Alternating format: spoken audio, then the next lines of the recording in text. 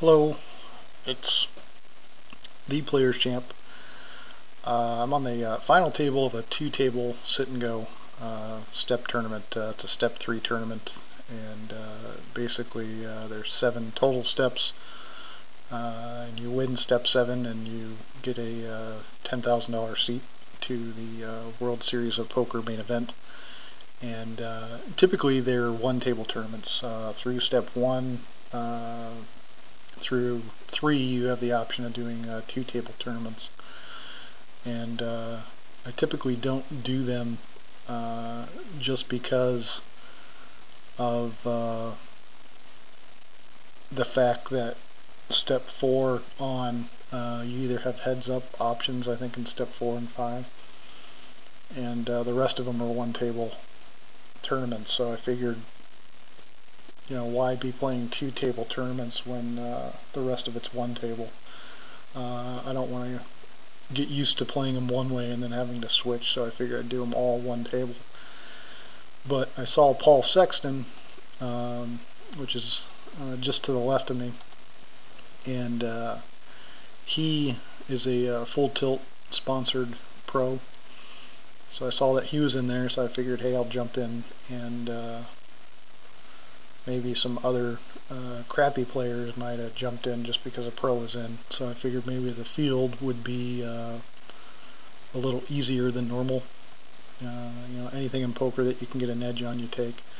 So this is the first hand I end up playing at this table, and I basically just got here. I didn't have any hands on Paul. He was on the other table the whole time. So I go ahead and make a 3x raise with my pocket sevens, and he thinks for a little bit, and he 3-bets me. And the only other time I saw him 3-bet on the other table, he had ace-queen. And let's look at why that 3-bet puts me in a spot. This tournament pays out 8 places, and we've got 3 really short stacks at the table, which puts me into this range for a Step 3 ticket, which would basically mean I would have got a free roll in the tournament. So we've got 9 people in this tournament. We're on the bubble. I don't really want to do anything being on the bubble to totally decimate my chip stack, and Paul knows that as well. So I don't want to shove over the top of him and get into a coin flip in case he does have a monster hand, and he's playing that knowing that.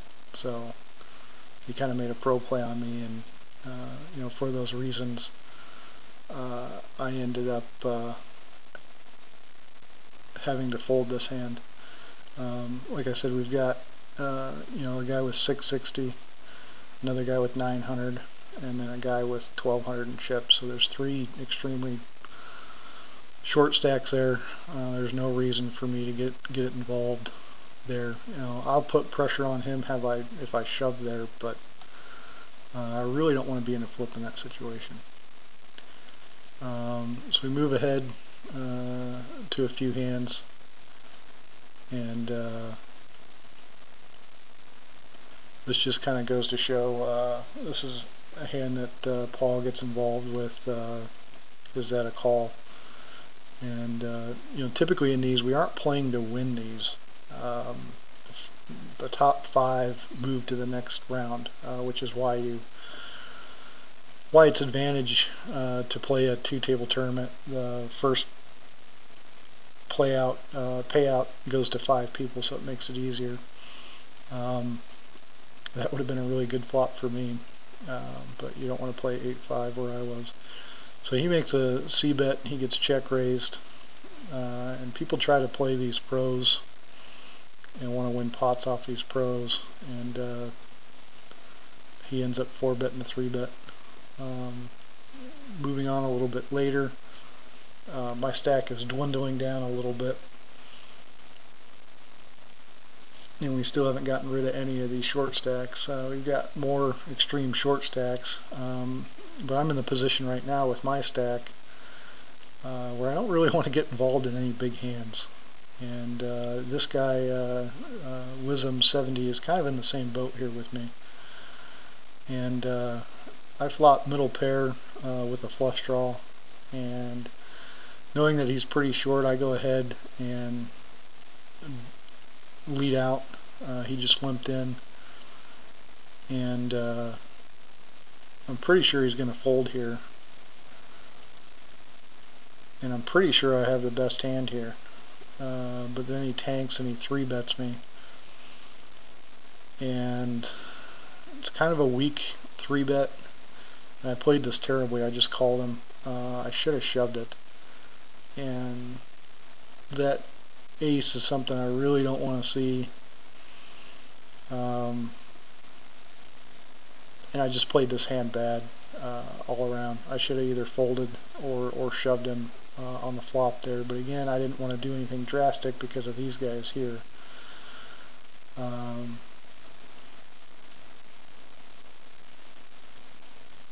So then he bets 400, and I end up calling him again, hoping we can just check here. And again, I played this hand totally horribly, and we check, and we see that he's got ace-5. I played that hand terribly, and I put myself in a spot here. We got rid of one guy, so now I can at least go back to step 2, but we have an extremely short stack guy here. And again, I didn't want to shove this in case he won the hand, because I'm on the bubble to, basically free roll this tournament. And I figured we'd all check it down because there's a guy all in here, and that ended up not happening. That's a horrible play by him. He doesn't understand that you don't need to get all the chips. Once it gets down to 5 people, the tournament's over. So, why he's betting into, a pot that was so tiny when you've got another guy all in is just ridiculous. But he bets it and checks it down, and kind of works out because he makes this guy put in chips, and even though it turns out he's betting with Jack 10, he's still better than the short stack. So now now I'm short stacked. I finally get a hand. I'm basically free rolling this tournament right now, so it doesn't matter if I go out before this guy with 75 cents or $75 there. So I shove my aces and don't get any action. Now that he's all in there and I'm under the gun, I go ahead and fold. I need to look for a better spot to where I can get it in. I don't really want to shove Jack 10 under the gun. Here the blinds just increased, and now I've got Queen 9, and he's all in, and we get a steal. What could possibly be a steal. This guy was really tight, but I'm in a situation where I've got nothing to lose, and now that I've got that 600 in there, I've got to shove, and he's probably going to call me no matter what, but I need to get lucky and hit some cards, and he ends up calling me with ace 2. I hit my 9, and my hand holds up, so I'm good to go.